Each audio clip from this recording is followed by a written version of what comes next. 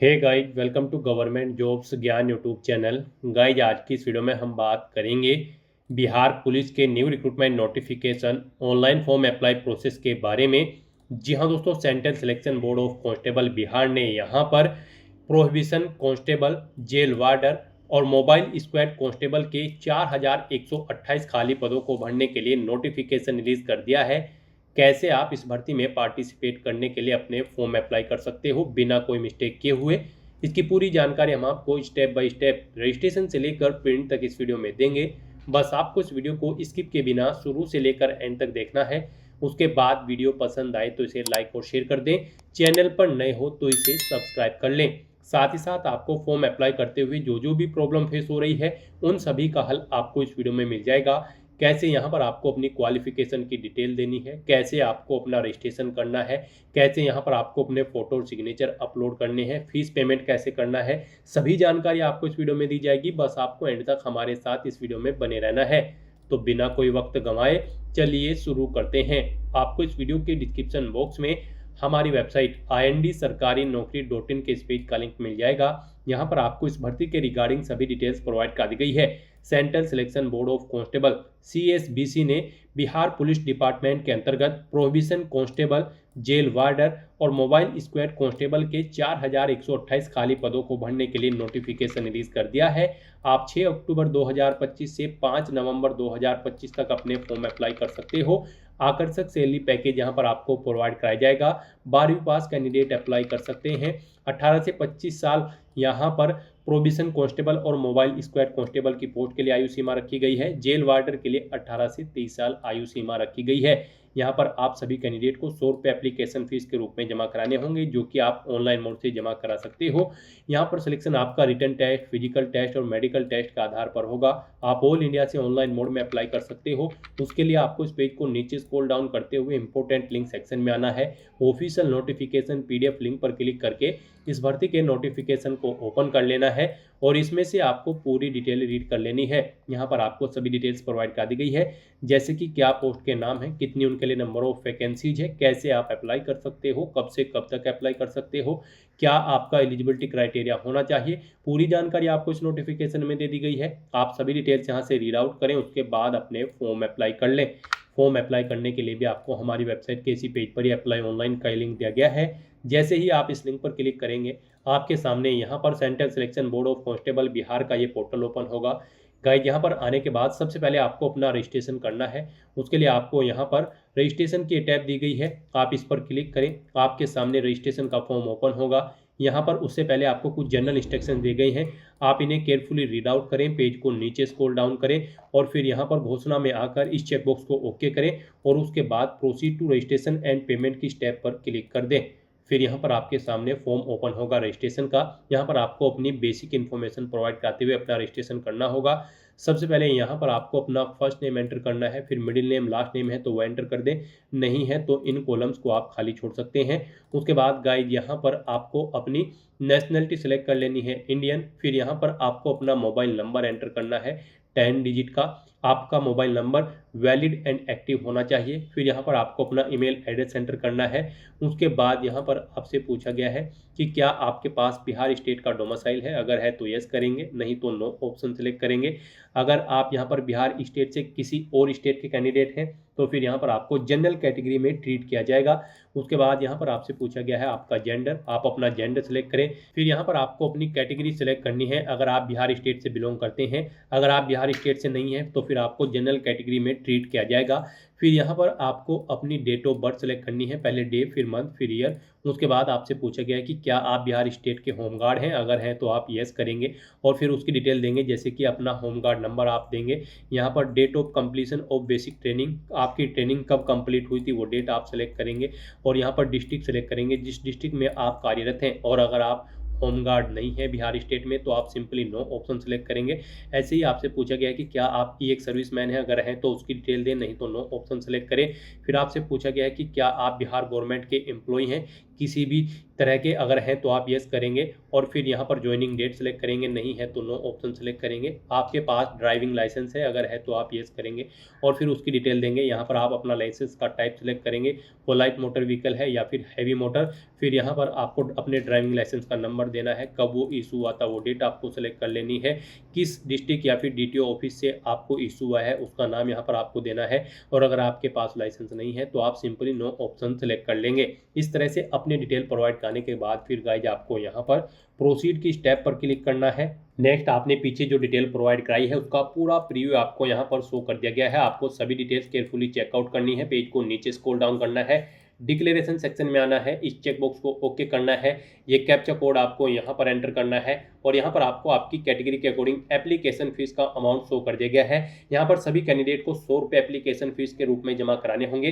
फिर यहाँ पर अगर आपकी इस इन्फॉर्मेशन में कोई मिस्टेक है, आप एडिट करना चाहते हैं तो आप एडिट एप्लीकेंट डिटेल्स के इस ऑप्शन पर क्लिक करके अपना रजिस्ट्रेशन एडिट कर सकते हैं। और अगर सभी चीज़ें ओके हैं तो बस यहाँ पर गाइड अब आपको मेक पेमेंट के इस टैब पर क्लिक करना है। फिर यहाँ पर आपको फीस पेमेंट के इंटरफेस पर डायरेक्ट कर दिया जाएगा। गाइड यहाँ पर आप debit card, credit card, SBI corporate credit card, net banking या फिर UPI के माध्यम से अपना फीस पेमेंट कर सकते हो। यहाँ पर आपके लिए सबसे इजी और बेस्ट ऑप्शन UPI का रहेगा। आप UPI के इस ऑप्शन पर क्लिक करें, उसके बाद यहाँ पर आपके सामने कुछ इस तरह से इंटरफेस ओपन होगा। UPI में भी आप दो तरह से अपना फीस पेमेंट कर सकते हो। आप अपनी UPI ID एंटर करके फीस पेमेंट कर सकते हो और QR कोड के थ्रू आप अपना फीस पेमेंट कर सकते हो। UPI ID ऑप्शन अगर आप सिलेक्ट करते हैं तो फिर गाइस यहाँ पर आपको अपनी UPI ID एंटर करनी है और उसके बाद वैलिडेट UPI ID के ऑप्शन पर क्लिक करते हुए आपको अपना फीस पेमेंट कर देना है। और अगर यहाँ पर आप सेकंड ऑप्शन सेलेक्ट करते हैं UPR QR तो फिर आपके सामने यहाँ पर पे नाउ का ऑप्शन शो होगा, आप इस पर क्लिक करें, फिर आपके सामने ये QR कोड शो होगा, आप इसे अपने UPI से स्कैन करें और अपना फीस पेमेंट कर दें। सक्सेसफुली फीस पेमेंट करने के बाद आपके सामने कुछ इस तरह से इंटरफेस शो होगा। यहाँ पर आपके रजिस्ट्रेशन का स्टेटस कंफर्म आपको शो कर दिया जाएगा। एक रजिस्ट्रेशन ID आपको प्रोवाइड कर दी गई है, आप इसे केयरफुली नोट डाउन करके रख लिए फ्यूचर यूज के लिए, फ्यूचर रेफरेंस के लिए। और यहाँ पर आपको मैसेज शो कर दिया गया है, आपका फीस पेमेंट यहाँ पर सक्सेसफुली कंप्लीट हो चुका है। आप यहाँ पर click here to download payment receipt इस ऑप्शन पर क्लिक करके अपनी एप्लीकेशन फीस की हार्ड कॉपी रिसीप्ट ले सकते हो। और यहाँ पर गाइस अगर आपसे कोई गलती हो गई है तो यहाँ पर आप कैंसिल रजिस्ट्रेशन फॉर्म इस ऑप्शन पर क्लिक करके अपना रजिस्ट्रेशन फॉर्म कैंसिल कर सकते हो और दोबारा से अपना रजिस्ट्रेशन कर सकते हो। और अगर सभी चीजें ओके हैं तो यहाँ पर बस अब आपको proceed to fill application form आपको इस ऑप्शन पर क्लिक करना है।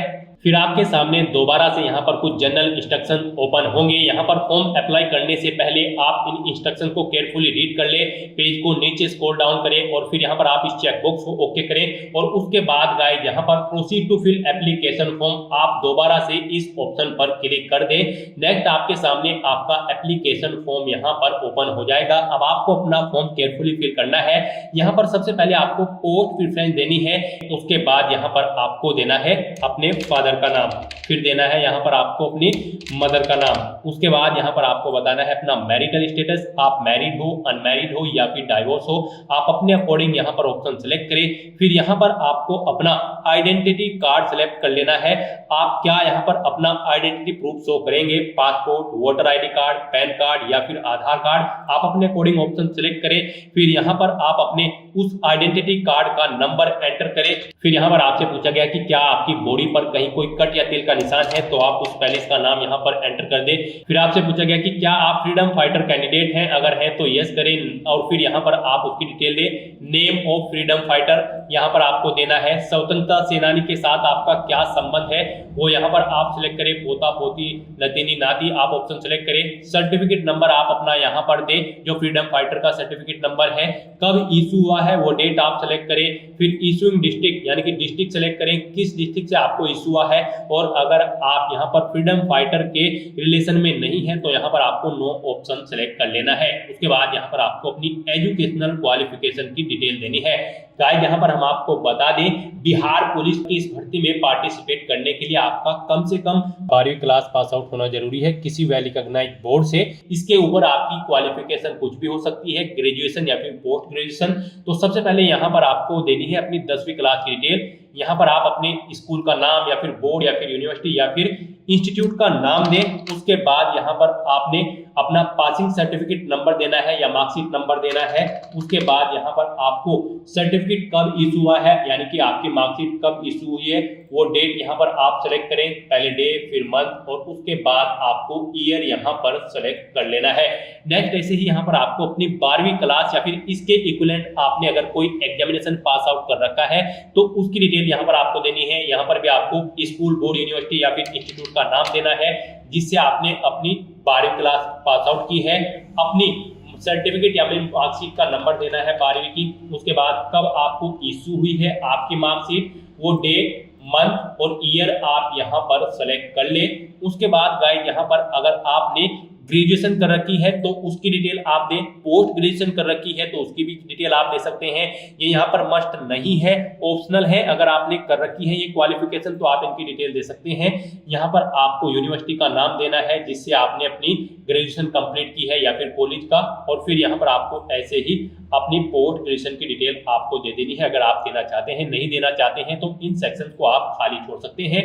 उसके बाद यहाँ पर आपको अपना एड्रेस की डिटेल देनी है। पहले आप अपना परमानेंट एड्रेस यहाँ पर एंटर करें, आप अपना हाउस नंबर दें, स्ट्रीट मोहल्ले का नाम एंटर करें, लैंडमार्क आपके घर के पास है वो एंटर करें, विलेज या टाउन यहाँ पर आप एंटर करें, पोस्ट ऑफिस यहाँ पर आप एंटर करें, स्टेट अपना सेलेक्ट करें, फिर अपना डिस्ट्रिक्ट यहाँ पर आप सेलेक्ट करें, अपना पिन कोड दें। उसके बाद आपको ऐसे ही अपना कोरोस्पोंडेंस एड्रेस एंटर करना है। और गाइस अगर आपका कोरोस्पोंडेंस एड्रेस आपके परमानेंट एड्रेस के अकॉर्डिंग सेम है तो यहाँ पर आप whether it is same as permanent address option में यस के इस ऑप्शन पर क्लिक कर दें। ऑटोमेटिकली आपका कोरोस्पोंडेंस एड्रेस आपके परमानेंट एड्रेस के अकॉर्डिंग फिल हो जाएगा। फिर यहाँ पर आपके कैरेक्टर से रिलेटेड आपसे कुछ क्वेश्चन पूछे गए हैं। यहाँ पर आपसे पूछा गया कि क्या आपको कभी यूपीएससी, एसएससी, एसपीएससी या फिर सीएसबीसी या फिर किसी अन्य रिक्रूटमेंट बोर्ड के द्वारा परीक्षा में बैठने से रोका गया है? अगर रोका गया है तो आप यस करें, और फिर यहाँ पर आप एग्जाम ऑर्गेनाइजर, एग्जाम का name, exam date, department and date, reason, specify if other, आप इनकी डिटेल दें। नहीं रोका गया है तो आपको नो ऑप्शन सेलेक्ट कर लेना है। फिर यहाँ पर आपसे पूछा गया कि क्या आपके ऊपर कोई एफआईआर है या फिर क्रिमिनल केस है? अगर है तो आप यस करें और फिर उसकी डिटेल दें। नहीं है तो आप नो ऑप्शन सेलेक्ट कर लें। फिर आपसे पूछा गया कि क्या आपके ऊपर कोई एफआईआर या फिर क्रिमिनल केस पेंडिंग है कोर्ट में? अगर है तो यस करें और फिर उसकी डिटेल दें। नहीं है तो नो ऑप्शन सेलेक्ट करें। ऐसे ही यहाँ पर आपको पूछा गया कि क्या आपको कभी अरेस्ट किया गया है या फिर डिटेन किया गया है किसी केस में? अगर किया गया है तो यस करें और फिर उस केस की डिटेल दें। नहीं किया गया है तो आप नो ऑप्शन सेलेक्ट करें। उसके बाद आपसे पूछा गया कि क्या आप यहाँ पर कन्विक्टेड है किसी कोर्ट ऑफ लॉ, किसी क्रिमिनल केस में? अगर है तो यस करें, उसकी डिटेल दें। नहीं है तो नो ऑप्शन सेलेक्ट करें। तो यहाँ पर आपको अपने कैरेक्टर के अकॉर्डिंग ऑप्शन सेलेक्ट कर लेना है। नेक्स्ट यहाँ पर आपको अपना फोटो और सिग्नेचर अपलोड करने हैं। गाइस यहाँ पर आपको दी गई गाइडलाइंस के अकॉर्डिंग अपना फोटो और सिग्नेचर अपलोड करने होंगे, अदरवाइज आपका एप्लीकेशन फॉर्म यहाँ पर रिजेक्ट हो सकता है। फोटो के लिए यहाँ पर आपको सैंपल दिया गया है, इस फॉर्मेट में आपके फोटो होने चाहिए। मींस आपका जो फेस है वो पूरा क्लियर होना चाहिए और इन फॉर्मेट में आपके फोटो यहाँ पर नहीं होने चाहिए। गाइडलाइन की अगर बात करें तो गाइडलाइन आपकी कुछ इस प्रकार है। फोटो का साइज आपका 3.5 सेंटीमीटर इंटू 4.5 सेंटीमीटर होना चाहिए और यहाँ पर ये 2 महीने से ज्यादा पुराना नहीं होना चाहिए। ये आपका क्लियर और गुड क्वालिटी में होना चाहिए। रंगीन फोटो यहाँ पर आपका होना चाहिए। जेपीजी फॉर्मेट आपके फोटो का होना चाहिए, फाइल का साइज आपकी फोटो की, और ये 500 KB से कम होना चाहिए। और ऐसे ही यहाँ पर अगर बात करें सिग्नेचर की तो उनके लिए भी गाइडलाइन दी गई है। आपके सिग्नेचर यहाँ पर एक व्हाइट पेपर पर होने चाहिए, ब्लैंक इंक पेन से आपके सिग्नेचर होने चाहिए, जेपीजी फॉर्मेट में होने चाहिए और 100 KB से कम आपके सिग्नेचर का साइज होना चाहिए।